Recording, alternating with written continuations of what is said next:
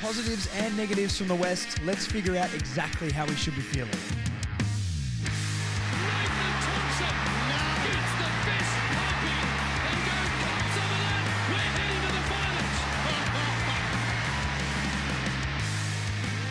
Welcome back to Further North, everybody. Just after the Eagles have beaten North Melbourne in our practice game by 2 points, 69-71 overall. A low-scoring affair on a very windy day in Bunbury. But Chief's here to talk all about his thoughts. Let's get straight into it, mate. How are you? How do you feel straight after the game? Yeah, it's a hard one. I think it's fair to say that all round the wind ruined the game a little bit. But it's also good intel for Bunbury in the middle of the year. We're going to play there against, I think it's the Eagles again. And so it'll give us a good little bit of indication about some things about the ground, the way the wind goes. And we can use that for the middle of the year, hopefully. So first question, how much weight do you put into preseason games? So last week I got a bit of backlash from my review of the game at Arden Street, being a little bit critical. Everyone's saying preseason doesn't mean anything. I don't really agree with that personally, but how much weight do you put into it? I think the best answer is it means different things to different teams. Yeah. Because of where they're at with their game style and where they're at with their memberships and the expectations. So I think it means different things to different clubs. So that is a little bit of a on the fence answer. I think more specifically to us, what does it mean? I think the answer to that is it probably means just that little bit more because we're always trying to push the narrative of us being competitive. And if we were not in preseason games, I feel like it does get to the fans quite a lot. Maybe not the people internally at the club, but it definitely gets to the fans a lot. And so don't get me wrong. I think what happened against Melbourne was really, really disappointing. More so in the last quarter than the rest of the game. But it was disappointing to lose by 8 goals to a team that really had sort of 8 to 9 of their best 22 out. Like, that sucks. Yeah. But for a team like Brisbane, like that, they just lost to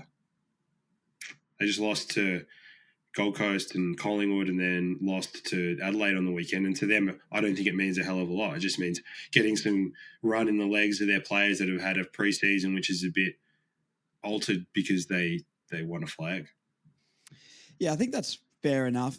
I sort of said something similar on the pod last week where I said, these games to us mean a lot more than it does to those top teams. And if we were a top 8 team, we can't afford to cruise the preseason. But we're a team that's been pretty abysmal for 5+ years. And, I think we do need to take them a little bit more serious. I was very happy when we named a strong side. I heard a lot of discourse about people saying we should rest everybody. I just don't think us and where we're at in our development and how, far behind the rest of the competition we maybe are. I just don't think we can afford to do that. So, I like we took it more seriously, but I think these games really do matter for us because even a win in preseason in a tight game like that, I think does help confidence and things like that. Now, I'm going to put a massive disclaimer on this podcast. It's not the be-all and end-all, and I'm not acting like this game meant we're going to lose everything, we're going to win everything. I'm just here to dissect it, but I do think preseason games mean something. Not everything, not nothing, but it is a time for a poor team to practice the fundamentals that they're trying to implement in the season. And, we have lost both preseason games. But let's get straight into this game because I thought we played pretty well. We dominated the game, but we still came out not winning the game. So how do you feel about our overall dominance in the game as a whole, but still not winning the game? I think it gives us a little bit of an idea into the game style that Clarko will probably wants to play this year. It's a bit too tempoed, if that makes sense. He's playing a little bit more kick mark, and then also when we need to go fast, we go fast. So I think we definitely dominated the game. Like, we had over 100 more possessions, particularly in that first quarter. We were completely dominant in clearance and inside 50s. So, and then we had so many more marks. I thought our midfield completely dominated their midfield for the large proportion of the game. But if we're completely honest, there were just portions of the game where we made critical errors, which led to them kicking goals, and they were significantly more efficient in turning their chances into goals. Yeah, no, absolutely. I mean, at the end of the day, it does come down to the kicking differential. I think if we play like that against, any sort of bottom 6 to 8 team, and we convert better, which, I mean, 21%, I think it was in front of goal, which is sort of unlikely to happen again, especially under the lid at Marvel. I think we win that game 9 times out of 10 if we play that again in different conditions. I have a slightly better day in front of goal. But you're right, it was just small errors. Like the defending transition is really poor, and the defending off turnover is really poor. But and not trying to start on negatives here, but I think our midfield first half of the game did very, very well, but they actually ended up getting more center clearances than us, or just clearances in general and center clearances for the whole game, which I wouldn't have thought. It felt like we were a lot more dominant. That first quarter, we absolutely came out and blew them away. But when you look at the stats, maybe every other stat bar clearances, we basically won. But it's the same sort of things where we won the ball so much out of the middle and then booting it into the 50 as far as we can. McGovern was cleaning up like he does every game against us. When we went against the wind, I did like that we tried to do more of a kick mark sort of thing, but I wish it maybe wasn't such a big contrast. I wish we could try and find more people open in the forward line, but we don't even seem to be leading. So let's try and wrap this up without me sort of ranting here. Give me some of your sort of notes about the game in general. Like, what was one thing that stood out that was positive to you, and what was one thing that stood out as a big negative? I think the ball control was definitely the positive. Is our ability to go for large swathes of the quarter, just controlling the ball. Kick mark. It seemed like West Coast were getting quite tired and fatigued by the end of the quarter of us kicking it around, and that obviously means that by the time that they turn the ball over, that they're not as fast to go forward. The other thing that it allows us to do, and this was obvious, was we were able to set up defense a lot more effectively because we were doing it so slowly. Yeah. So behind the ball, we were a lot more.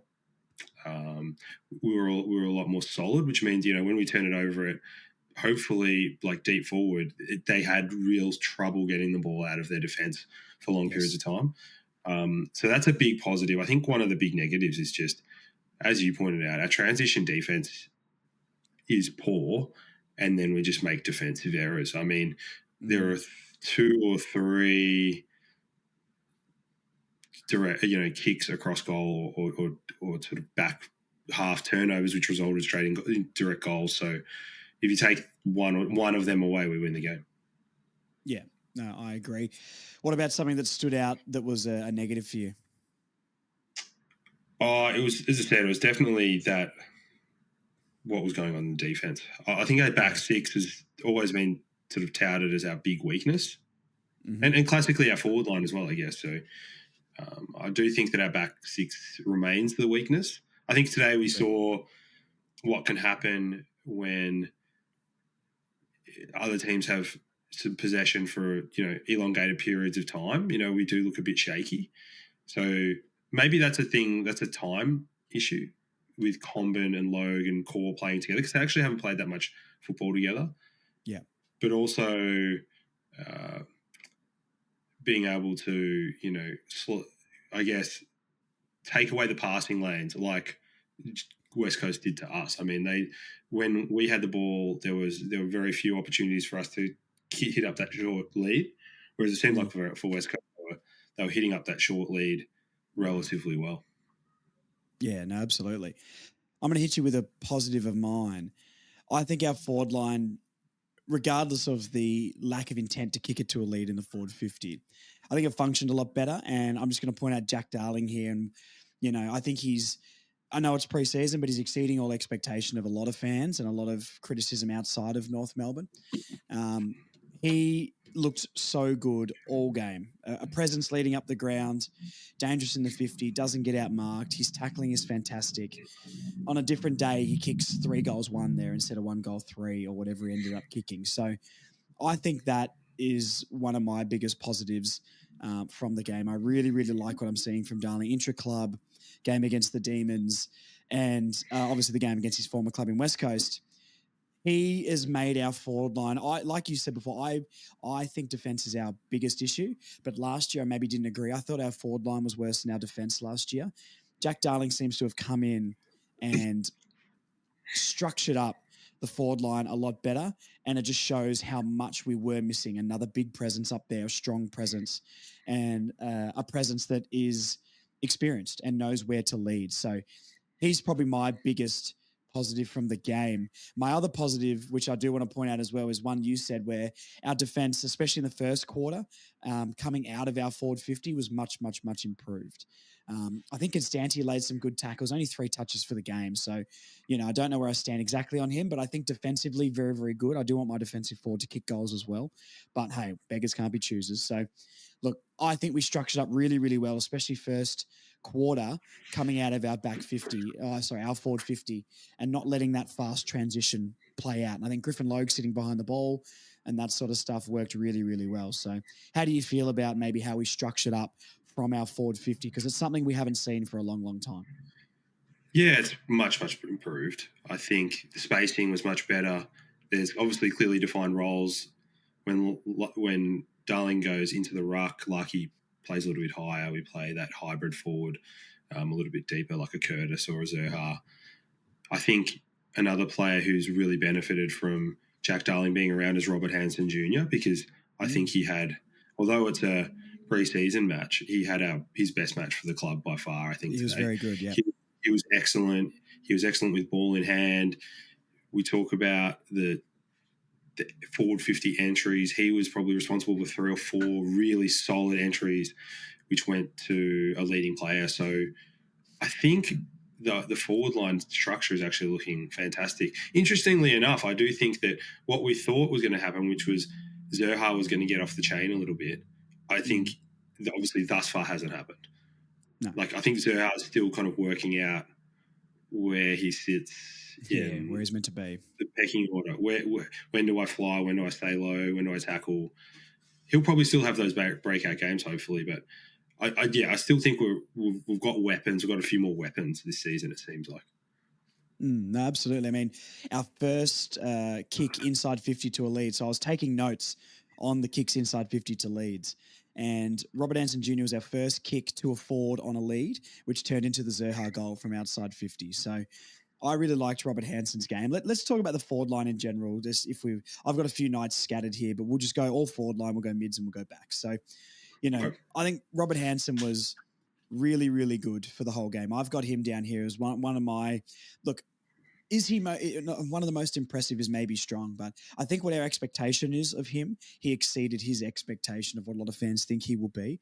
I was really surprised with his work in the contest. His tackling looked a lot better. He was stronger in the contest as well, not getting bullied quite as much. Laid a few good tackles, and the biggest one was composure on the ball. I really liked his ability to slow down, take a second, and hit a target, or make the right decision by hand or by foot. So really, really big ups to Robert Hansen. I think he's a lock for round 1 now. I don't think anyone can make a case for him not to be a lock for round 1.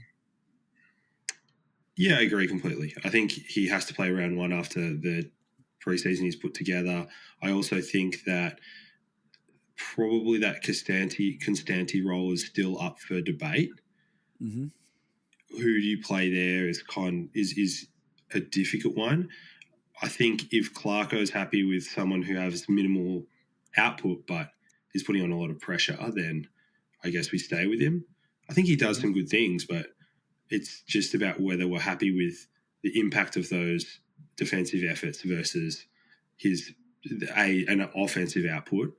I think the rest of the forward line I'm pretty happy with. I don't think we're getting massive amounts of output from, your Parker type player who goes down there. It'll be Parker, Simpkin, Powell, Sheasel. Mm-hmm. But I do think the option now is probably it seemed like we're more likely to play 5 mids rather than play a traditional half forward. Like Sheasel will start half forward, but he'll just go immediately into the midfield and then play from basically midfield forward and won't track back, which seems to be the way that we're going. Yeah, absolutely. So Nick Larkey in this game was an interesting one for me. Not the best day in front of goal. Obviously, everyone was like that, the entire team.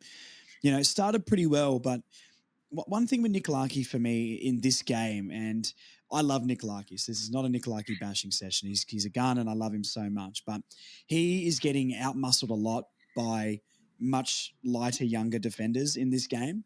He got pushed under the ball and muscled out of contests a lot, and a lot of the time that happened, especially second half, that led to quick transition for the Eagles. And you can see a Jack Darling type who doesn't get out muscled in those situations.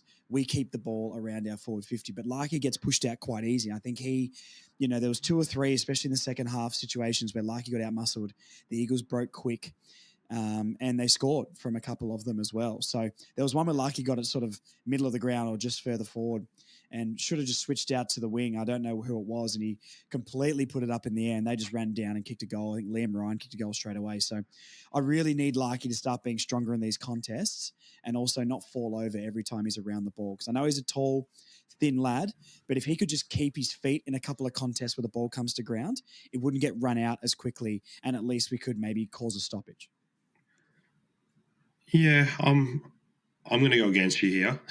Okay. There were three instances where he probably could have done better against. I mean, Harry Edwards is not a named defender. Mm. He is basically stepping up now that Tom Barras has gone to Hawthorn. He's going to get more minutes this year, and he was outmarked a couple of times, but he also outmarked Edwards a couple of times. Yep. But I think our big problem is that the way we kick it to him is incredibly Awful. bad. So bad. It's like it's so bad that it could be Gary Ablett Senior, maybe not Gary Ablett Senior, because Gary Ablett Senior could mark it from anywhere. It could be name anybody in this competition, and the way that we're kicking it, they're going to get outmarked occasionally. So I'm not too worried about it. I think when we kick it to him out on the lead, which is even if we don't kick it to the lead per se, we just pop it out to space so he can Put run it in into front it. of him. That's kind of the way you do it, right? And Darling, obviously, he's got like a slightly different game. He's not less of that sort of lead up on the move and then get out the back type guy. Is more of that kind of just stand and deliver type forward. So I agree with the comparison, and I agree that he got outmarked, and certainly that's instance in the last quarter where he tried to kind of snap it around the corner it might have been a Tucker or I can't remember who like it was that. on the wing. It was just completely mistimed, and I think he was tired, but it was a little bit lazy. And obviously he'll go back and go, that was a shit show. Of course. Basically. Of course. Yeah, look, I agree. I mean, look, I expect him to come back and fix those things. He's a seasoned enough player now to, be able to fix those things. I just thought it's little 1%ers that I think he can do, which I think stick out a lot around his game, even last season, where just keeping your feet and creating more of a contest, and hopefully a Darling can show and lead from example with that. Because if Nick Larkey can start holding the ball up a little bit more instead of just maybe being a little bit flimsy in a contest and letting it get run out, we're going to keep it in our forward line much more and create more goal opportunities. So it's not a big criticism on Larkey where, he's not looking great or anything like that. It's just something I noticed from the game that happened maybe a few more times than I was happy with to let slide, But I expect him to watch the film and be like, I'll come back better. I think he took about 3 contested marks, I think, this game, if I remember the stat correctly. So, still did okay in the contest, but, I would like him to keep his feet a little bit more and maybe make more of a contest. What did you think of any of the other forwards? Paul Curtis had a decent game, looked lively up there, but then you got a contrast in Zerha, who maybe didn't, he was okay throughout the day. I don't think he was bad at all. Kicked a decent goal, but maybe not getting around the play as much. How did you see those two guys? To be honest, that mid-sized forward position can be starvation corner at the best of times. You're trying to dine out on maybe 8 to 10 touches every single game, and you're trying to be maximum impact, and sometimes it just doesn't go your way. I think it's just all about work rate for those guys. And it seems like Paul Curtis has done a really good job of getting himself really, really fit, because his ability to get up the ground and down the ground and impact around the ball by tackling and impacting by doing quite explosive things, jumps, tackles, things of that nature. He's really, really good. Also, he's a sneaky good kick inside 50. And the connection between him and Larky, if anybody's out there, just watch their connection when Curtis gets the ball, he'll wheel onto the left and he'll kick that low dart out in front of Larky, and they just do it. They do 2 or 3 a game. It'll lead to more and more goals, especially at Marvel where the ball goes a little bit quicker. As far as Zerha's concerned, it's hard to tell because, again, he might just have had a bad game, and he did get it close to a bunch of big grabs. Like he was he nearly took a huge screamer. Nearly took an absolute screamer. McGovern managed to get the fist in. Jerry McGovern, it was a great punch by McGovern as well. Yeah, really good. Honestly, that guy is just the bane of my existence as a North fan. He plays so well against North every single time. And the actual whole game just confirms in my mind that we're actually each other's bogey teams. Yeah. Like we actually play the worst against we play terribly against each other. If you look at the last few games, they beat us by 3 points. We beat them by 2 points. The time before that, we beat them by a few. It's like we're kind of just destined to have these amazing games, like Sydney versus West Coast in the mid 2000s, except we're at the bottom of the ladder and not vying for flags. It's spoon bowl instead of going for a flag. Exactly. How the times have changed. All right. Other than that, with the forward line, I mean, how did you feel about? We definitely tried to do the kick mark thing more in the second quarter, obviously going against the Breeze. How do you feel about the contrast in what we tried? Like, it was very, very clear when we're going with the Breeze, bomb it long, and when we're going against the Breeze, try and control it more. Do you like the contrast we tried to do there? Would you like to see it maybe more centralized to bomb it long when it's on? Because there was another forward 50 entry with Finn O'Sullivan, who I was incredibly impressed with, so we'll come to him. But Larky was sort of one out in the goal square, and Finn O'Sullivan put it to the advantage side. It wasn't a lead, but he put it to the advantage side of him, and Larky got a mark to kick his goal. How do you feel about the contrast between what we did with kick mark sort of stuff against the Breeze and bombing it long? Because I personally would like to see it implemented, maybe even if we're going with the Breeze. I think kicking to leads is important, but how do you feel about that? Yeah, it's kind of, they're obviously 2 slightly different philosophies, and it was quite clear that that's what our game plan was when we were against the Breeze, is to take up as much time as possible, make sure we were set up behind the ball really well. I actually still don't think we set up behind the ball particularly well. Like, we were still running under it when we were going against the Breeze, and the ball quick was transition still got us as well.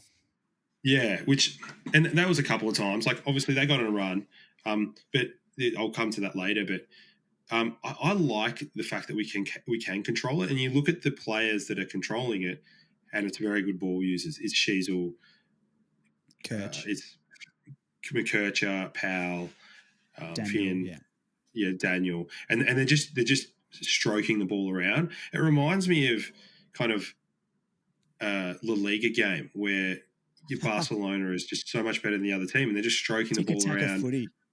Yeah, exactly, and just trying to move people in and out of position. I think the problem for us was that we just could not get a penetrating kick inside forward 50. Like, it's all very well to do that for large periods of time, but what you want, obviously, eventually, is that small chip kick inside 50 where you now get a shot at goal. We just weren't able to generate that at any time. That said, what I did like was our ability to switch between the game modes. If you look at how we went early in the last quarter, where we were chipping it around a little bit more, and then when we went behind, we're like, oh shit, change the game mode. We've got to go.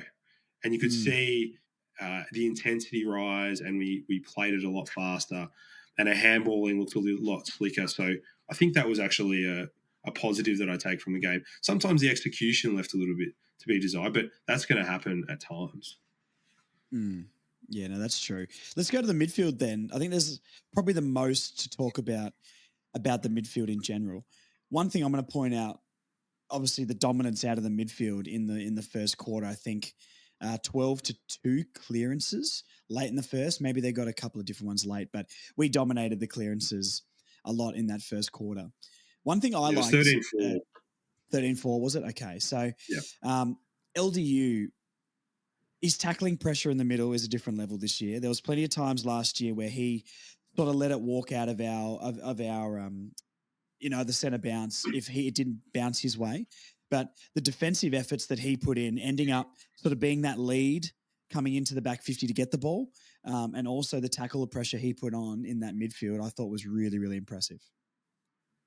For sure. Yeah, definitely. He's definitely taken it to the next level with regards to his generalised game and being a bit of a dog around the ball. He just wants to be a dog. He just wants to get involved. And I think we all like that. I think he was clearly one of the better players on the ground. He's still very, very damaging. That goal he kicked was incredible. Oh, how good. So it's just LDU, BAU, really, business as usual. So I'm not worried at all about LDU. I'm more worried about kind of the general gist of our midfield being able to track back. As you're pointed out many times, our transition defense is just really, really poor. And I think part of that is our inabilities for our midfielders to track back. No, that's true. I mean, look, I'll speak on the midfield as a whole really quickly. I've got a note here about Tom Powell, and his ability to win the ball is very good, and he finds the football. But I'm still not. I don't know if I'm fully sold on the Tom Powell hype. He's going to have a massive breakout year. I think, he looks good in the game, and I'm not at all trying to suggest that Tom Powell's not going to be a very good player this year. I really like what I'm seeing, and it does look like a slight step up from last year, but there's something about him where I just don't think he's got the icing on top yet of his game. There's a lot of cake and there's a lot of good things in there, but the icing on top of his game maybe isn't quite there. I don't love his disposal. And LDU does nothing but bomb the ball long when he wins a clearance, but the rest of the game around the ground for him being so dominant, I think he can sort of get away with doing that a little bit more. But Tom Powell, I like his work rate. He had a good game, so this is not a criticism on him. But there's something missing from his game that I'm not exactly sure what it is. I just feel like it's that bit of icing on top that might be putting a slight ceiling on him to join your LDUs, your Wardlaws when he's fit and that sort of stuff. How do you feel about that? I think he's clearly our third best midfielder. I don't think that's, if you don't count Sherry, I think she's on LDU are kind of two, like it's kind of pick your poison, what type of midfielder do you like? Centre bounce midfielder or just midfielder in general? No, just midfielder in general. I'd centre bounce is a different thing, I think. But, you wouldn't take Kirch over him? Because I would put McKercher above Powell. Right now, Powell's a better player than McKercher for sure. Absolutely, no doubt. I don't know if McKercher, like, don't get me wrong, he's a great player. He's going to be a great player. I suspect his ceiling is probably higher than Powell's. Yeah. But right now, Powell would have reason to say right now that he might even be our second best midfielder.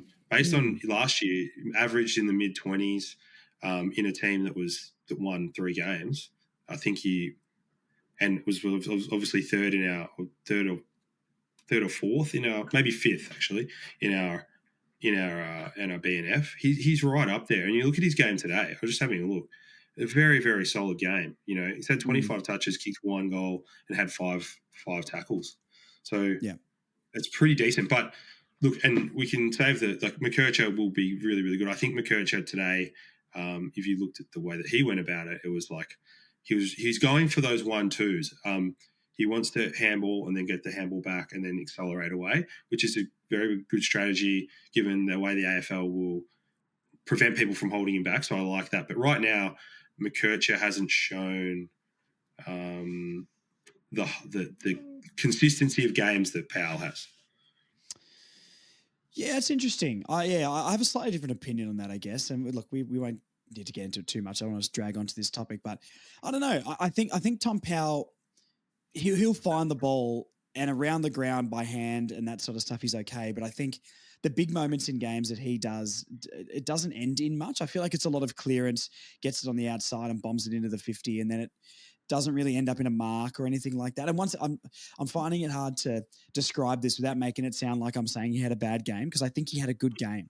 But there's a a level to the game I want him to step up to that I don't think he's quite hit yet. And I think that's what stops him from doing that. Like the thing I like about McKercher, and maybe why I would put him over the top of Powell at the moment, is just the efficiency and the way he can break the game open. I don't know if Tom Powell has yet. So I don't know. I'm not putting Tom Powell down at all. I think he had a good game, and he's going to be in the midfield three for the first bounce, and I think he should be. But there's something missing from his game. A little bit of class, I think, is maybe what he doesn't have. He's got a lot of ability. He's tough. He's always in and under. He's quick. He finds the ball in the forward 50 and he can convert pretty well. But there's just a layer of icing on top that I think he doesn't have, that classiness, that cleanliness maybe that is missing. But hopefully that's making sense and everyone doesn't think I hate Tom Powell now. But hey, we'll see.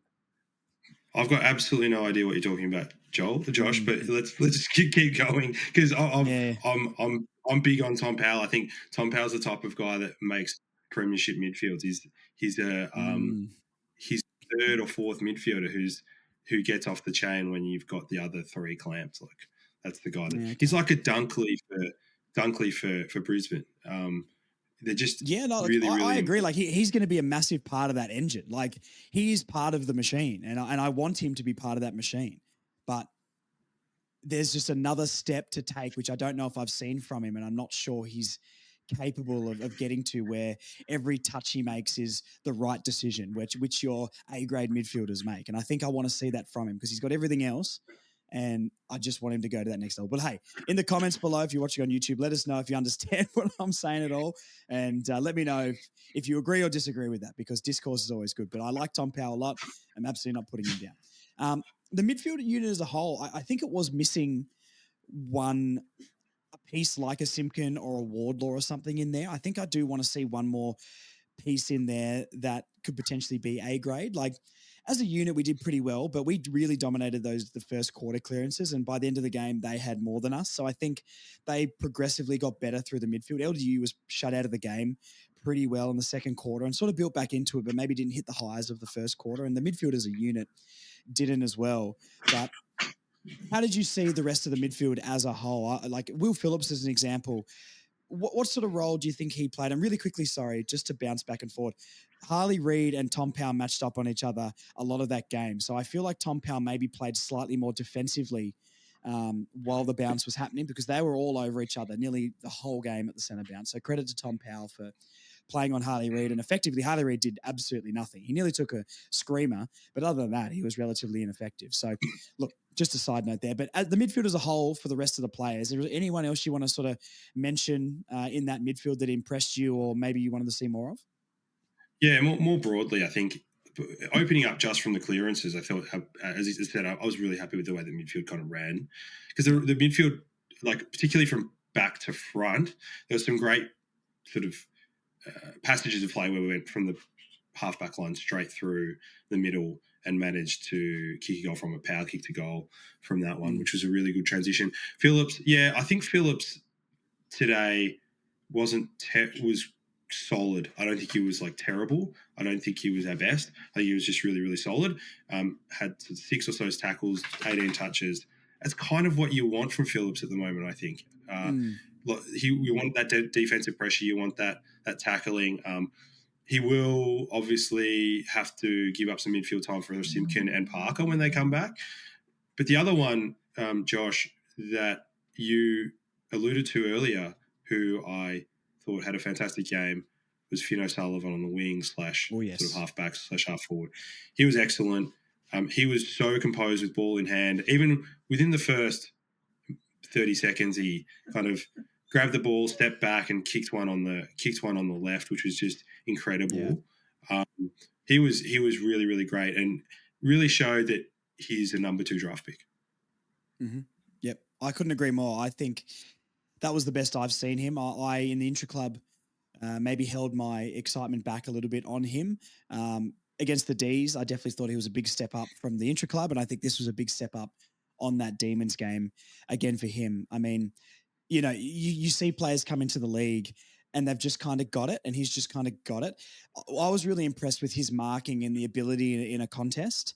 especially in a marking contest. He took a few really good, maybe not contested marks, but marks where he was under a lot of pressure, one-on-one. He never really got beaten in a marking contest. So I was really impressed with how he went in those contests.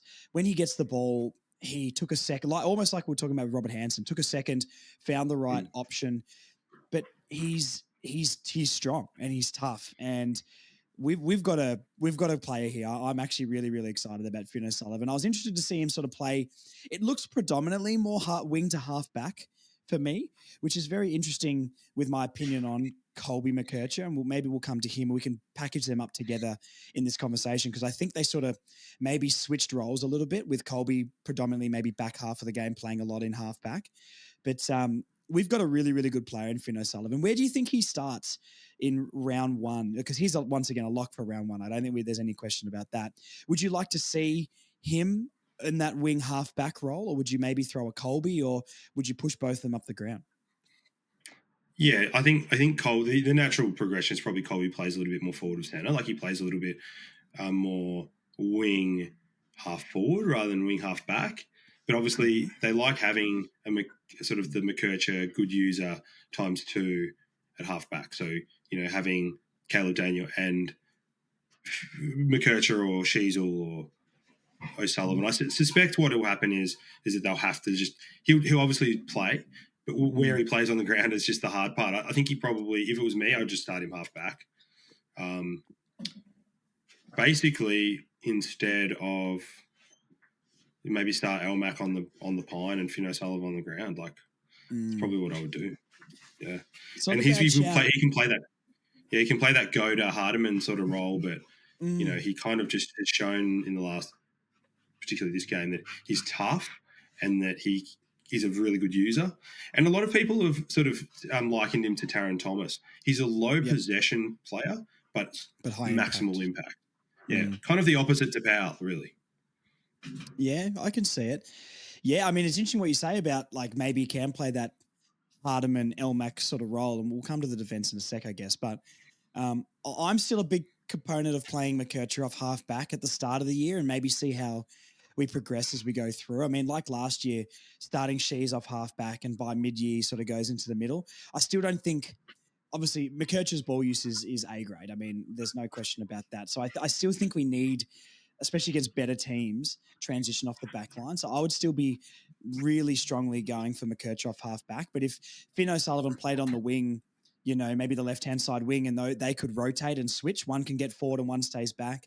I think that's maybe where I'm sitting at the moment, because, O'Sullivan is maybe, when I see him in game, is bigger and stronger than I maybe thought, and maybe doesn't have the defensive liability of a Colby if he gets stuck one-on-one. But Colby's ball use is so elite that I sort of want him around that area too. So, yeah, it's really interesting. I think maybe left half back, left wing for those two, and hopefully they could interchange or something like that, because he looked really, really good. Both of them. I thought Colby had a fantastic game as well. Maybe not racking up the disposals like we're used to seeing him, but every time he touched the ball, I think he made basically the right decision. And looking for those 1-2s, he's always opening the game up, which I think a lot of other players don't.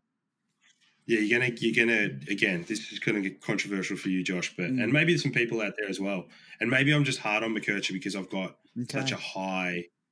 You don't like the Tom Powell take, man. Now you're defensive. No, I'm not. Definitely not defensive. I think McKercher has, his ceiling is a top 10 player in the league. That's no doubt. I also think he's better performed than Harley Reid, who people are touting as someone who's worth $20 million over 10 years. Thank you. But to him.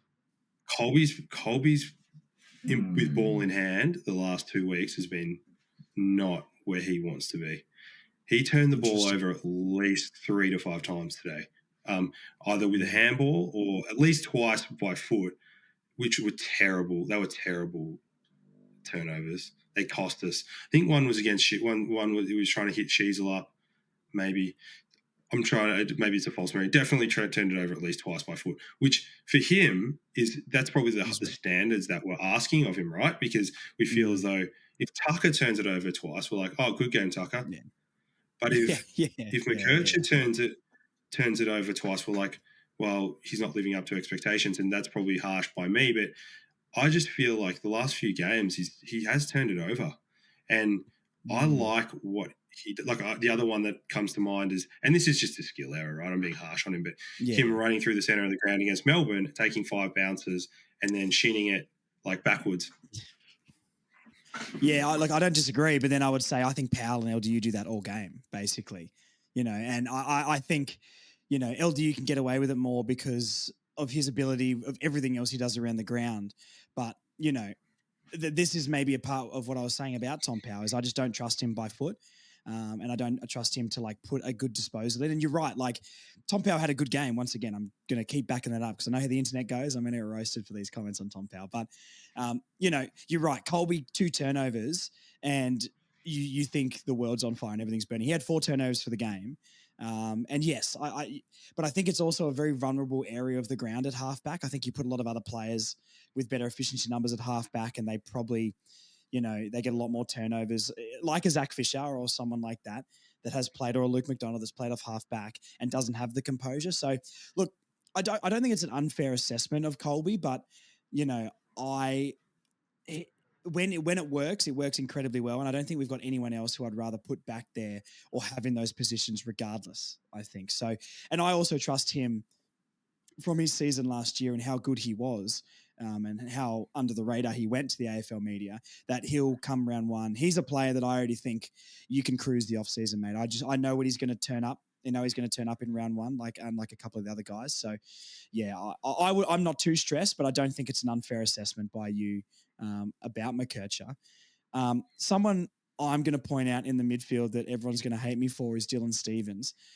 I thought he played pretty well, and definitely should have got, like, I think he said about 15 disposals. Let me just have a look here. I'll see if I can get the exact 14 disposals. I mean, everyone was low disposals this game, to be fair, but I didn't mind his game. I thought it was tidy. It wasn't outstanding, and it wasn't, he didn't get up and down the wing all game, but it's just more the disposal with him. And he's a player I wish was a lot better because if we could stick a guy like that on the wing halfback and unleash a Colby more, it'd be really, really good. I thought he was really good taking contact, and instead of getting the ball and getting rid of it quick and making a poor decision, I think he did really well at taking contact and holding the ball up. He didn't look as scared in a contest as he looked last year, which I think was better. I'm not saying he's a round one lock or anything like that, but I think it was a pretty tidy game from Dylan Stevens. I don't think he did too much wrong.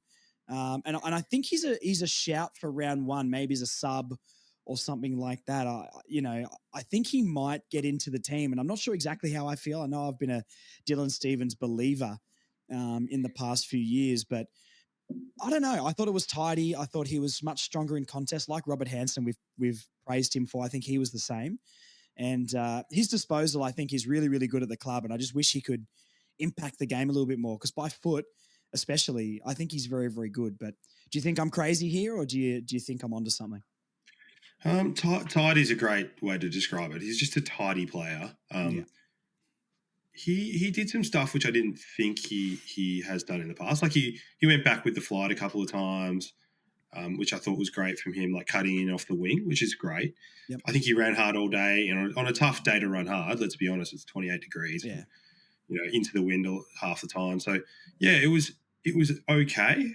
I always think to myself, so if we're going to talk about him for round one, excuse me, who would we put? Who's he up against, basically? And in my opinion, we'd be better off. This is just my opinion. Go for it. We'd be better off with a Hardiman or someone like that, playing half back, and then allowing McKercher to play wing, or doing the same with what we talked about with Finn O'Sullivan and playing him. With playing him at halfback and then allowing Colby to play wing, and then rotating through Bailey Scott and McKercher and Finn O'Sullivan. I don't think Dylan Stevens is a sub. I don't think he's got the versatility. I actually think Eddie Ford is actually the absolute ideal sub. And I'm not just saying this because he was at your live podcast, which, and he's folks, a ripping bloke. if you didn't go to the live podcast, you've missed out. It was a fantastic day. And there are a lot of great stories from both Eddie, his brother, who's a very interesting character. Yeah. Can barely fit in the room. He's about as wide as a house. Looks like Jack Darwin. and Musa as well. So we heard some great stuff. Shout out to Musa. But back onto the topic, I just don't think he plays round one. I think we've got too many people that can play in front of him. Like with the other one is Dersma. Like, does Dersma play maybe on a wing? That's what they were talking about. I think Dersma's pretty far back in the pecking order at this point, to be honest. I mean, calf injury, a minor calf injury he's dealing with. Am I correct in that? Quad, yeah. I think he's well back in the pecking order. His talent is undeniable, and I think he'll have a good career. But I think he's got a long way back, Dersma. I mean, his inconsistency last year, I would be playing forward over him just from sheer runs on the board. I think you're right with Dylan Stephens. I mean, the other person to put in that category is Zach Fisher. He's probably maybe the best comparison of maybe who Dylan Stephens is up against. But Zach Fisher, no games. And I'm not saying that Dylan Stephens on talent and everything is playing round one, but I think one thing with Hardiman that, once again, I'm probably going to get criticism for, he's played 3 games of AFL football, and outside of that, hasn't shown bits in the VFL, and he looked decent in the twos last week in the bit that I watched, but he's relatively unproven, Riley Hardiman, and Dylan Stephens has played many more games. I would probably trust Dylan Stephens. I'm going to get roasted. I nearly trust him more at this point to impact the game. I think the idea of Hardiman is better, and I think Hardiman's ceiling is a lot higher, and he needs games to be able to get into the team. But I think round one, I would rather go with a Dylan Stephens, after a game like that, and potentially just sub him off for an Eddie Ford to change the game or something like that, over a Hardiman I love the thought of Riley Hardiman, tough, play that Zeeble type role that he was playing the last couple of years of his career. I think he's got good disposal. He was really strong in the marking contest, but he's played 3 AFL games. And Miller Bergman got subbed on instead of him in the same position today. And does Clarkson rate Riley Hardiman quite as much as we do? I think the thought of Riley Hardiman to a lot of fans is getting us excited over maybe what he's produced. I would put Goda ahead of him personally. Miller Bergman's played a lot more games. Dylan Stephens played a lot more games. I'd probably put Zach Fisher over Hardiman. And Hardiman's potential is arguably the best out of all of those. And I think it maybe is. Maybe apart from, or Goda, let's throw Goda. I like Goda better than Hardiman personally, but they're very close for me. In 3 years' time, Goda and Hardiman need to be in this team. But as of right now, we know Clarkson likes experience, especially in the early rounds. I just don't see a way Hardiman plays. It's like Eddie Ford. I think Eddie Ford should be playing over Constanti, but he's not going to, mate. We if Eddie Ford didn't made the emergencies, so he's not playing round one. I doubt that they're going to play anyone in round one that hasn't been in the squad the last few weeks. So how do you see my assessment on Hardiman there? Because I know it sounds harsh. I know the fans really, really like him, and he came back with big muscles, but he's played 3 games, and I just think we're overhyping him maybe a little bit. And I don't think the hype is unjustified maybe of his potential, but what he's dished up so far, which has been fine when he's there, but he's played 3 games. So do you think I'm going a bit harsh on that, or do you think it's a fair enough assessment? No, I think the reality of it is that you want to be playing in this team right now if you want to play round one. That's the reality. Yeah. I think my point is that what is Dylan Stephens going to give you every week is 15 touches, right? Yep, I agree. Which is fine. 15, as we said before, pretty bog standard touches. And he's a neat player. I think what Hardiman can release with regards to letting McKercher play higher, letting Finn O'Sullivan get on the ball a little bit more, that to me would be more valuable than playing Dylan Stephens at this stage. That's me personally. Even after 3 games, even after Hardiman's only played 3 AFL games, you think he could come in round one and be better for our structure? Better for the structure, 100%. 100% better for the structure. Dylan Stephens, I understand you need a steady hand. I get that. But what I want to see is us trying to expand our ceiling. And Dylan Stephens doesn't do that. Yeah, I agree with you on this. No offense to Dylan Stephens. I love Dylan Stephens. No. I think Dylan Stephens is slightly better than Polek. And when I say that, Polek's first season, don't besmirch Jasper's name. Okay, Jasper was one of my favourite players.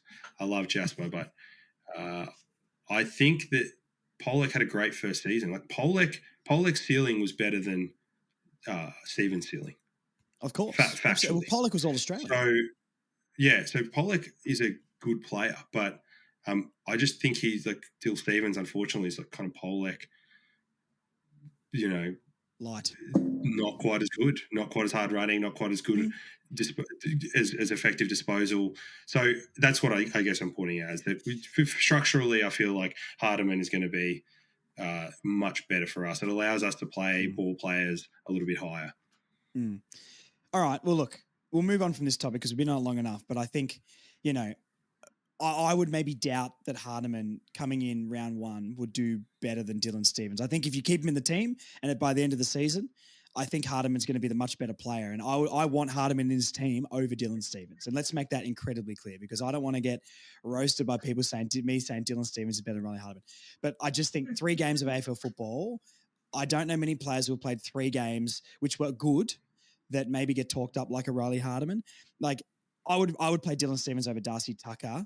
Absolutely. And I know other people won't like that. Like, but Darcy Tucker did exactly what Darcy Tucker does, and which is kind of exactly what Dylan Stephens does. Mid-teens touches was okay, but I think Stephens' disposal is better. And I think that's what would edge him for me with that. But one thing before we move on quickly here, and this is the last thing I'll say, you can absolutely lock 100% that Darcy Tucker is starting in the round 1 team. And I don't like that at all, but he's 100% starting over Hardiman, over Goda, over Stephens, probably over whoever we want, because Alistair Clarkson loves the bloke. And he was a good 5 out of 10 today. Like, didn't do anything wrong, didn't do anything fantastic, you know, but that's what Darcy Tucker dishes up. I mean, 20 disposals I'm looking here is a lot more than I thought he got. But hey, I think the same logic would apply for a Dill Stephens or a Darcy Tucker where we need to move on from that.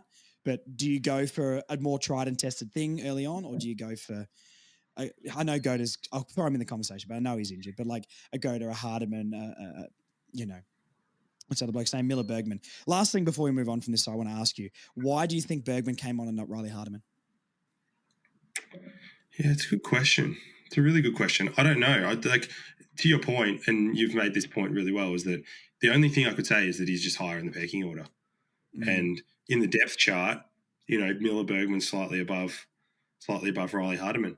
Maybe it's matchups. Maybe it's that they want, I don't know what's going on with the games next week. Maybe they want to be able to play a full game for some players in the VFL. I don't know. But yeah, it's a bit disappointing, especially for those boys who presumably went over and like just trained and then didn't do anything. Just hung around Bunbury just hanging around Bunbury for like 4 days. You know, Busselton and Jetty, it's beautiful down there. I'll give you that. But Pink Teakle didn't do any. They're the only 2 that didn't get on the ground. Oh, and did Hardiman get on the ground? Was he an emergency? Sorry, because I'm just looking at the numbers here. I think he's an emergency. I think he was an emergency. So no. No, sorry, he was. Yes, Hardiman, Pink, Teakle, there you go. Were the 3 players that were in the matchday squad that didn't get on the park.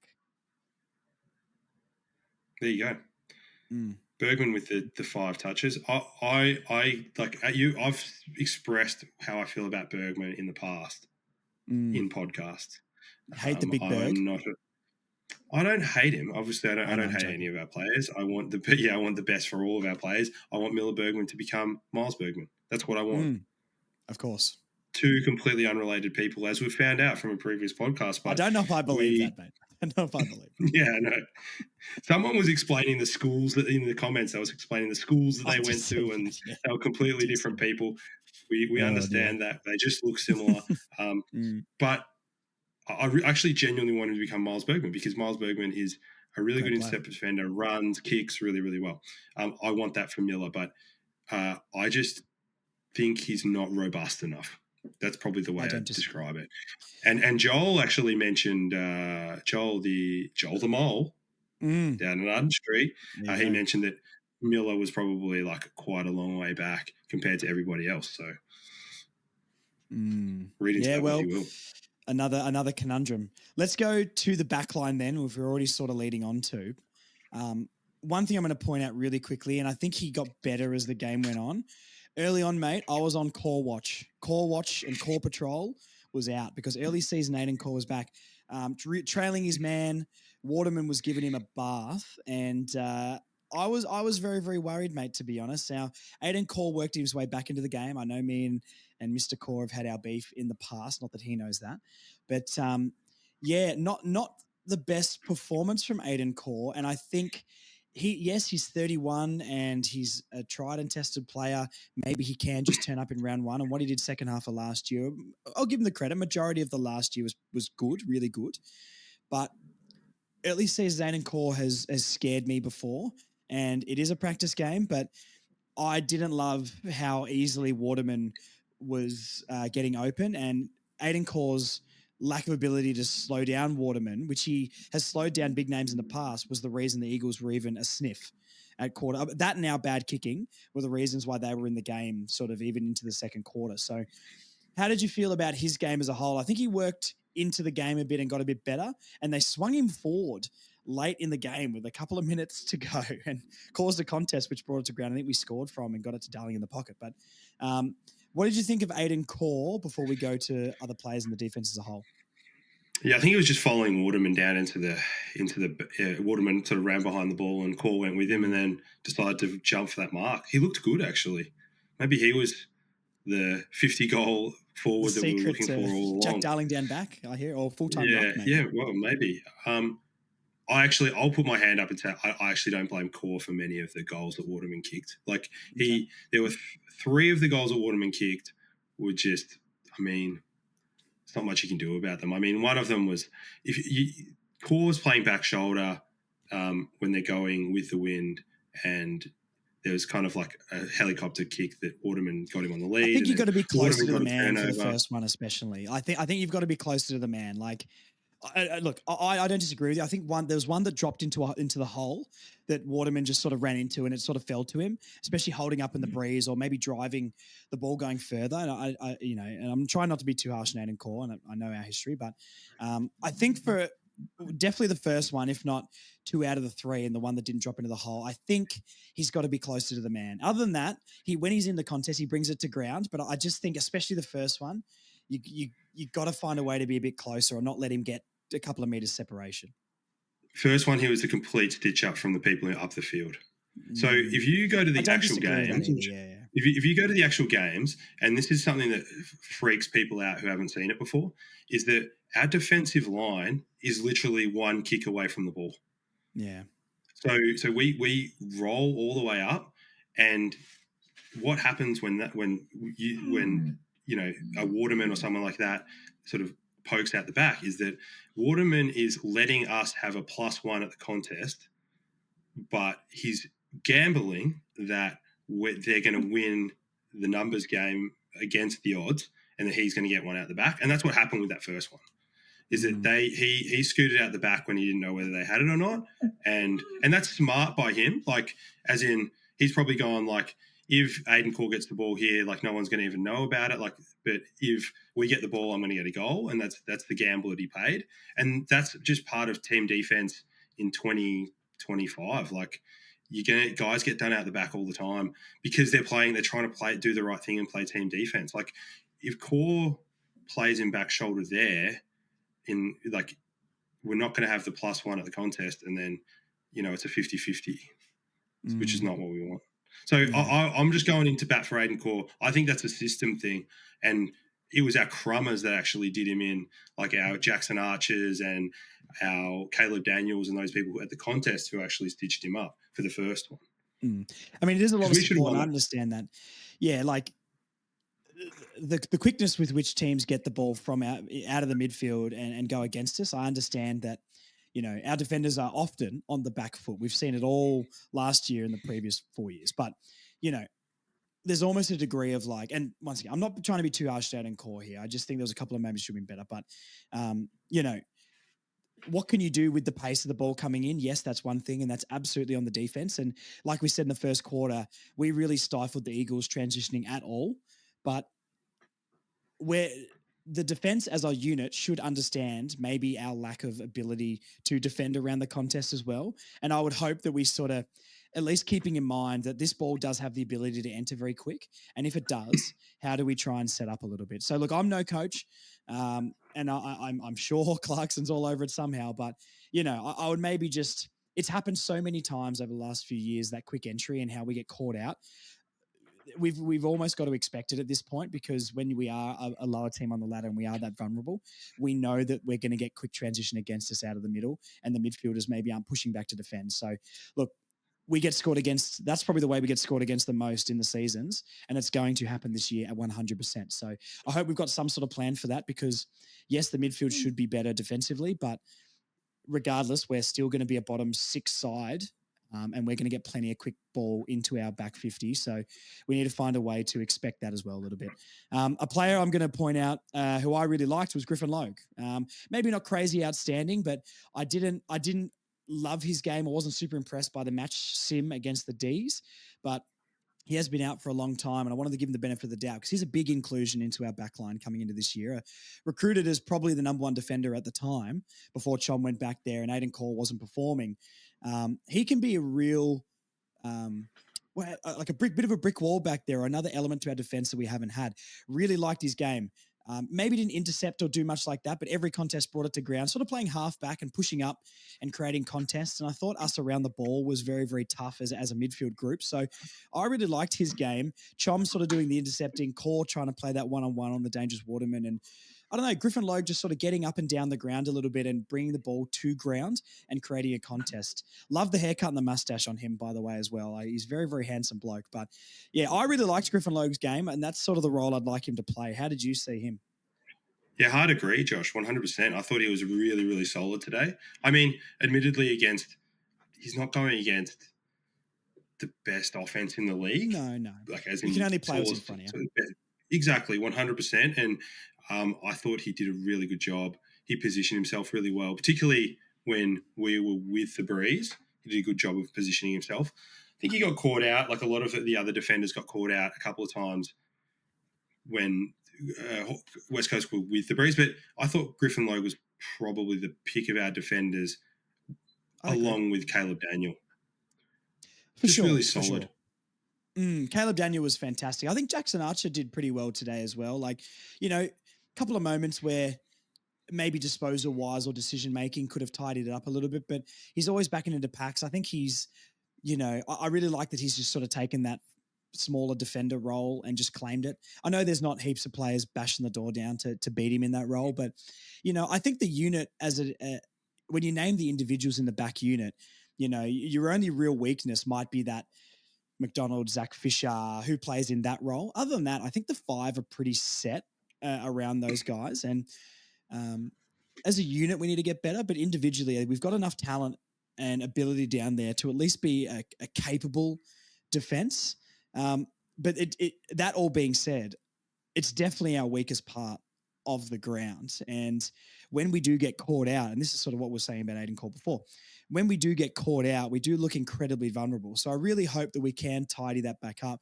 It's sort of a damned if you do, damned if you don't, because I think we need another, like a McKercher type off that halfback along with Daniel to get the ball out. But I also think we need a tougher, bigger body down there to defend more. And I don't know. And I think Hardiman, in a nutshell, and what we think he's going to be one day, can be that player. But like I said, he's played 3 games. Your Stevens, your Fishers, your McKerchers, Finn O'Sullivans are more ball users. And then maybe, your McDonalds or your Tuckers are maybe bigger bodies, but don't have the ball usability. So as a unit, I don't think the backline, as a unit, I think the backline struggles, but as individuals, I think we're okay. How do you see the backline as a unit performing? What are some things you maybe think we need to tidy up? Or how did you see it going against a pretty young Eagles forward line? Yeah, I think you've made some really good points. I think we've got the roles there. You look at Core plays one-on-one. Lowe's kind of can do both. Chom is the intercept defender. Archer's locked down small. And then Caleb Daniels, that rebound, high use, offensive halfback. And then we just need to fill that kind of medium-sized rebound defender who can potentially do some intercepting as well. Obviously, as you said, Hardiman's the natural fill-in for that role. I think also Goda. Obviously, everybody loves Goda. I'm a big Goda fan as well. I like and I would agree as well with you that the it's not the sum of its parts. The individual elements of it should be greater than the sum, or Yes. greater than the performance that we have. And I think part of that is just gelling together. Obviously, as I said before, team defense is such a big buzzword in AFL football, and the reason why is because it wins you premierships. But having the gelling as a unit is going to be really, really important. My worry is always ball in hand with a lot of our defenders. Yeah. You Well, know, Chum we've got had a some horrendous defenders. turnover today. Yeah, right in front of we've goal. got some defenders down there that are not good ball in hand, and that does look to a certain extent that stifles you because they can only basically chip it 15 to 25 meters or kick it long. They're not the people who are going to pick off that offensive kick in through the middle of the corridor. So I get that. I do worry. There's some worries, obviously. Teams isolating Comben one-on-one is a worry. He's one of the statistically one of, if not the worst one-on-one defender in the league, and that's just statistics. That's not me hating on him. I love him, but he's one of the best interceptors in the league. Yeah. So a lot of this is going to be predicated on us putting pressure on the ball and then allowing Comben to have the freedom to intercept going forward. But I am 100% in agreement with you. I think we need someone who's a user down there. That's why I think naturally my opinion is that we put O'Sullivan down there personally, because I feel as though he's tall enough. He's sort of 188. He's also got the best vertical leap of that draft class. Okay. So he can jump out of a pool, and I feel as though his use will be, excuse me, his use will be very, very important. Now, we just need that extra user down there, and I think he would be great. I think he's the natural fit. But do they send Tucker down there, who puts his head in the hole every week, and who Clarko obviously is having beers with on the weekend. Always invited to the barbecue. Yeah, that's right. Yeah. No, I completely agree. One thing, well, like you said, with the ball use, especially of our key position players, but our defense in general, bar Daniel, we struggle to really play it out of the back line quickly. The way we sort of got out the back ever was long kicks, and we sort of crumbed the ball when it came to ground from a pack. And, we haven't really had, there was a few moments we did it, or we almost got there. There was one down the left wing, I think like midway through the game or second quarter, where Robert Hansen got hit in the guts or something like that. And we transitioned that really well. It was just skill errors because we were out then, right? We had overlap. That would have been an easy goal in the goal square, or running into an open goal because the player didn't push up. But we get the ball in that back line and we take so long. We take so long to make a decision with it. And I know if no one's leading, how can you kick it quickly? But we need to start getting better at that. If that's players leading up the ground, which I think like your darlings and your LDUs did very, very well. But we need to start trying to move that ball quicker or have more options ready to go as soon as we take the mark. It's almost like know your next kick before you mark the ball sort of thing is what I think the defense did pretty poorly today, because if we can transition quickly against the Eagles with their lack of, maybe experience, and I think that's something we didn't take advantage of. One thing I will give the defense credit for was when the Eagles did get a run on, especially in that second quarter, the whole team, but defensively, we did stem the flow, which is something that we could not do at all last year. They kicked 4 goals, and then it was pretty steady for the rest of the quarter, where we had half a quarter where we really controlled the ball. We were going against the wind, so kick mark, but we held that ball up and stopped their flow of goals after they kicked 4. That's something I think they deserve credit for, because we couldn't stop. We would let runs of 6 or 7 plus go. They got 4 quick ones with the Breeze. That being said, the Breeze probably gave them an extra 1 or 2 goals, but I think we did a good job stemming the bleeding a little bit when they were having a run on, and that's something we really struggled with last year. And to your point, something we struggled with last week. Melbourne kicked 6 in a row, or whatever it is. Yeah. So to come back from that, they kicked 4 in a row, West Coast, or they kicked a few in a row, and we were able to stifle that. And it's interesting because Larky, in one of his interviews, said they have been doing a lot of mindfulness work down at the club. Yeah. to try and work on that. Is to, when things aren't going your way, what do you do? Like, how do you stay present? How do you stick to the game plan? How do you think clearly in moments when you could potentially be overwhelmed with panic? And it seemed like they did a really good job. Particularly the midfield, they were able to get their hands on the ball and control it. I think, to your point about the movement from the back, I think one of our problems is that quite often when we're getting the ball back, it's deep in defence. We're not turning the ball over, getting the turnovers at half back. When we get the turnovers at half back, we actually slingshot relatively well, hopefully back through the middle.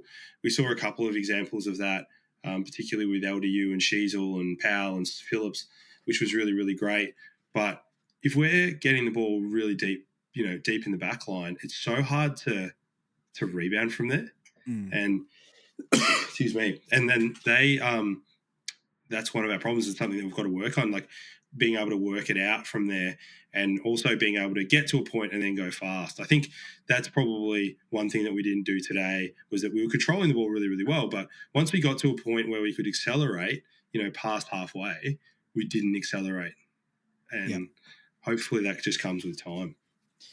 Yeah, hopefully that's system and just confidence, I guess, to dish the ball out to the first option you see and make the right call. And I think, it's easier said than done. It's easy for us to sit here, sitting on the couch watching the footy when they're the ones out in the park. But regardless, at the end of the day, that's their job and that's what they need to do to win games. So, look, I don't know how I feel overall summing up this game a little bit. We'll touch on a couple of extra things in a second, but, if we play like that and convert slightly better, I think we're a big chance of beating the Dogs. But at the end of the day, we did still lose the game after dominating that much. It's almost like some Premier League, if you want a Premier League example of Arsenal, my beloved Arsenal, having 80% possession for the game and losing 1-0 because we just didn't put it in the net. And it doesn't matter if you dominate the game. And yes, I understand it's a preseason game, but, if we come out against the Bulldogs, which, they're still going to be a tougher opponent than the Eagles are. Yes, it's a preseason game, but their intensity will be higher and so will ours. So it should even out. We did still lose the game. And it was really interesting. Rashan from Close to a Flag messaged me and late in the game and said, I'm really interested to see these last 10 minutes because the game's close. We've got a goal on them. Let's see how we defend. And we didn't do it. We didn't do the thing we did in the match sims where you hold out or you don't let them score. We failed that objective and they scored and they won the game. If that happens the week after, we lose 4 points on the day. You know what I mean? I think that's still something that needs to be worked on. So I think overall for the defense, just to sum up the defense, definitely our weakest point, definitely something that's of major concern. But I do believe, like we've agreed on, that we've got the assets to be better. I just need to see it to believe it because, we haven't seen it for a long time. And at the end of the day, they scored more points than us. We didn't convert well, but they scored more points. In the late game situation, they executed better than we did and they won the game. So, hey, I do think if we play like that and convert better, we probably beat the Dogs, but also the Dogs have Sam Darcy and Norton and players down there, which can damage us more than Jake Waterman can. So, look, it's going to be an interesting round one clash. And if we lose that game, it's merely because Darcy's kicked 7+, I think. Other than that, I think we can win the game. Like, I'm not locking it in. Their injuries are horrific, the Dogs, and it sucks that Bont's out and Treloar and that sort of stuff. We don't want to see injuries, but I mean, as a fan of North Melbourne, I couldn't care less. I just, I'd rather beat them at their best. But look, we can only play in front of us. It's not our fault there, but barring a Darcy clinic, which is very likely to be fair, I think we should be pretty competitive in that game and we should be a chance. How does this practice game make you feel going into round one? Look, you summed it up perfectly. It's kind of mixed feelings. Like, quite clearly we were better. We were performing well on the day. I'm never a person who says the better team didn't win, because the better team just wins every single time. That's why you win. We definitely performed better and controlled large portions of the game. I think if we do that against the Dogs, the more important thing for me against the Dogs is to play a forward half game. And what I mean by that is, if you go back and watch the first 10 or 15 minutes of the first quarter, it was all in our forward line. Absolutely. And we weren't scoring heavily. It was just they were unable to get it out. And it's because we were so well set up on the ball. That's how we need to play our game, and that'll protect our defence. And if we do that against the Dogs, I'm confident that we can do quite well, because that effectively, like if we play it in our front half, that effectively takes out Darcy is not quite as effective. Norton's not quite as effective. So I think we can definitely do that. I think if you look at the midfield matchups, our midfield actually matches up really well against theirs without the players that they're missing, obviously. Yes. You're taking out one of the greatest, possibly the greatest Bulldogs player of all time, and then a multiple Australian in Adam Treloar out of their lineup. You're also taking out Jamara Ugle-Hagen's not there, Waitman's not there, Liam Jones is not there. He's a huge out. Johannesson's not there. Bailey Dale is not there. So they're really, really good players that aren't there. I obviously would, as you said, we prefer to play them at their best because there are no excuses then. But I just, of note, guys out there, a friend of mine, Tim Lewis, shout out to Tim, he put a bet on North at $4.50 2 weeks ago. Wow. And North have come into nearly $3. Watch out. They're shortening.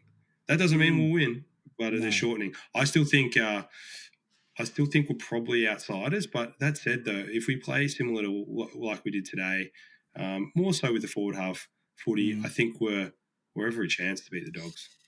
Yeah, we definitely shouldn't be favourites. We don't deserve to be favourites going into that game, regardless of injuries, just with our track record. I mean, that's pretty fair. It sounds harsh, I know, but that's just the way it is. So, look, it's definitely no done deal. I don't want all the fans to be thinking we can just go in there and win. I don't even think we necessarily should win. I think the outs are big for them, but that almost makes the contest pretty even on paper. I'd say we've got better names there, but, you know, I mean, the things I would do to get Darcy in our forward line would be unspeakable. So, you know, we'll see how we match up. I'll be there round one, and I'll be incredibly nervous. I'm almost more nervous now because there's more expectation to win. And if we don't win that game, it's going to be very embarrassing on the club, and the media is going to have an absolute field day with it, which I'm pretty over, to be honest, because I already know what SEN is going to be saying the next morning. But hey, that's just the way it goes with North. A couple of extra things just to touch on before we finish it up here. We haven't talked about Big X. I think last week arguably got outdone by Mr. Campbell, the ex-North legend back there. But I think Tristan really dominated today, and our midfield looked a lot better with his work around the ground, and he looks to be in good form and sort of just carrying on from his last year. So that's really good. And I just want to shout out Jack Darling in the ruck. I thought he did so well. He did so well around the ground. His tackle pressure around the ground, even like wing and halfback, was really, really good. He caused a couple of stoppages just like Jerry does, so we didn't lose that presence in the middle. And I love that we didn't put Larky in there once. And if that's what Jack Darling can do, I genuinely love the signing of Jack Darling. So shout out to Big Helmet. I think he played well. Jack Darling chopping out in the ruck, I think he did really, really well. And you know, I really like that, not contrast, but I like that duo in the ruck. Do you want to point out anything to do with the two ruckmen today? What was your thoughts on the ruck duo? Oh, it's just that today basically put to rest what our structure is going to be for the first game. I can't see Teakle or Pink playing. No. Now that Darling I was big on Bryn Teakle, but I agree completely now. I don't think Teakle makes the side. He's just not a good enough forward compared to Darling. And it's kind of crazy that we're relying on a 31-year-old or 32-year-old, but here we are. He did really well in the ruck. He competed really hard. He competes in the air really hard, tackles really well.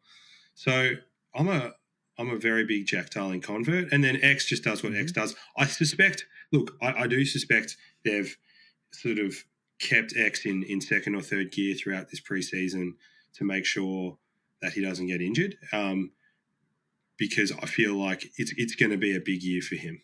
He shoulders so much of the burden. He's rucking 85% of the time. He probably will just get his rest in when he can now, and really attack the rest of the season, because ruck's one of those positions that every week is a matchup, and it's like one of the very few positions now where it's a head-to-head matchup against another name person. And the first Yeah. guy that off the first cab off the rank is English from the Bulldogs, who's an All-Australian ruckman. So he's got his work cut out, but hopefully he can get stuck in. The only other player maybe I'm thinking about pointing out here, just looking through, maybe a couple. Luke McDonald's game. I've been a big fan of Luke McDonald's, or maybe not a fan, but I've been a believer that I think he should be in the team. I thought this was one of his poorer games today, to be honest. And it was really interesting because chatting to Rashan during the game, he messaged me and said he thinks Luke McDonald's been really, really solid. So it's really interesting to see how we can have contrasting opinions and, we'll be watching the same game. I still think Luke McDonald starts in round one, but there was a few moments today where I think it was him and Finn O'Sullivan were both going for the ball. McDonald was sort of going to get there first, and they sort of hesitated. And McDonald needs to take the reins there as the senior player and say, I'm getting the ball, you go, or you go and I'll shepherd. And it was very indecisive in a couple of moments. I don't think he was bad per se, but I think some of those moments where he needs to take a bit more ownership and leadership maybe lacked from him today. So I think it's definitely he's starting round one, and once again, if we like it or not, that's what's going to happen. But if those little moments do keep continuing, it is something we might have to have a chat about, I think. Yeah, I think the other thing is how able is he to keep up with the high half forwards that he plays on every week in, week out.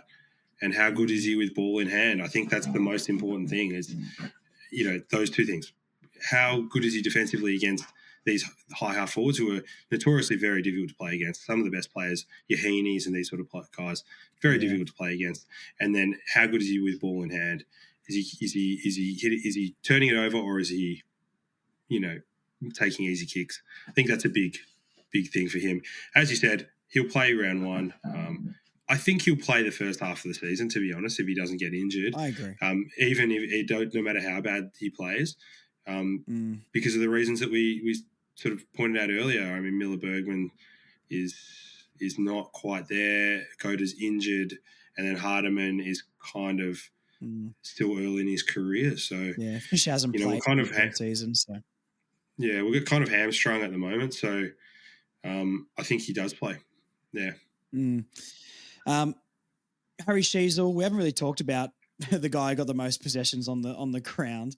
I mean, 36 touches, 7 clearances, which was the most for us as well. I really liked his contested work today. I think he looked tougher in the contest. He almost looks like. Do you watch the first the Boxing Day test where Sam Constas had that little snarly lip thing he was doing? Harry Sheasel had a bit of that about him today, and third year in, I think he's got a little bit of. I'm the man here, and I liked seeing that. So shout out to Harry Sheasel for his game. He's almost got LeBron James syndrome, where he's racked up 36, and we haven't talked about him till an hour and 20 minutes into the podcast. So, poor Harry Sheasel for that. But I loved him sort of in the midfield there, and like I sort of pointed before with the midfield, I do think there was an element of the midfield missing, and Simpkin and Parker coming back for round one, I think will give us enough dynamism maybe to mix it up where we couldn't mix up the midfield heaps today. So I like that, and that might solve that little, not problem, but little query I maybe had with the midfield today, other than a fairly strong performance. So that's basically all I've got, mate. Do you want to point out any more players, anything else with the team, anything at all? So I was just going to ask you, Josh, who do you think goes out then if we've got Parker and Simpkin at walk-up starts, obviously? Yeah. So who are the players that go out then? I guess there's a few players that sort of Phillips possibly goes to the bench, and then you've got some bench players that go out, I guess. I don't like. Yep. Bergman doesn't play. We'll take out the guys who didn't play at all. So we won't worry about Hardiman, Pink, and Teakle because they didn't get any minutes. So I think it's pretty safe to say they're not going to be in there anyway. And that taking those 3 out gives us exactly 23 players to pick from here. So I think Bergman is the one that goes for me. I guess it's Simpkin. Is anyone else in contention? I think that's what it is. I would love to see Eddie Ford play. And once again, not just because he was on the live show. I think he is almost built to be super sub. And I don't think he'll be anything less than a great sub. And if he plays a full game, wing, half forward, he's got the size to compete.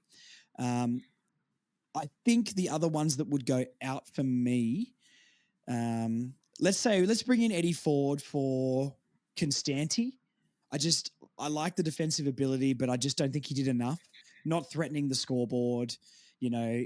Every AFL player should be able to tackle. So I think I might be making that change. Although I did think Constanti's game was better than maybe the stats suggested, to be fair. So maybe harsh. I would take out Darcy Tucker personally.